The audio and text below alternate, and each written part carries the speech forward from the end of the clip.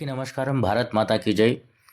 నరేంద్ర మోడీ గారి 10 సంవత్సరాల పాలనలో కేంద్ర ప్రభుత్వ పథకాల గురించి వివరించడమే దీని యొక్క ముఖ్య ఉద్దేశం. అందులో భాగంగా నేడు శ్రమేవ జయతి యోజన పథకం గురించి తెలుసుకుందాం. శ్రమేవ జయతి యోజన, దీనిని పండిట్ దీన్ దయాళ్ ఉపాధ్యాయ్ శ్రమేవ జయతి కార్యక్రమం అని కూడా పిలుస్తారు.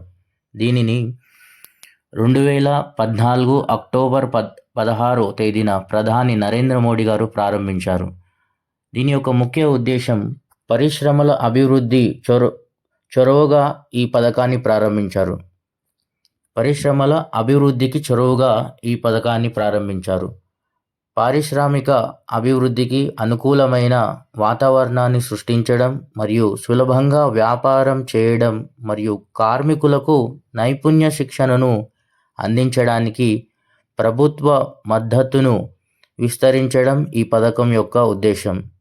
ఈ పథకం ద్వారా నైపుణ్య శిక్షణ పొందిన ఎందరో మంది కొత్త ఉపాధిని పొందడం మరియు తమ ఉపాధిలో మెరుగైన స్థితికి చేరుకోవడానికి, పరిశ్రమలు వృద్ధి అవ్వడానికి, గ్రామ మరియు పరిసరాల అభివృద్ధికి ఈ శ్రమేవ జయతి యోజన ఎంతగానో లబ్ధి పొందుతూ ఉంది.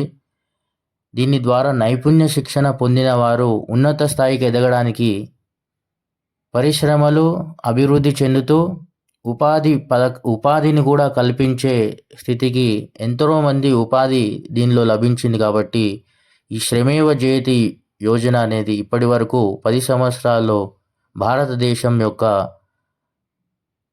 ఉపాధి మరియు పరిశ్రమలకు దోహదపడింది. భారత్ మాతాకి జై.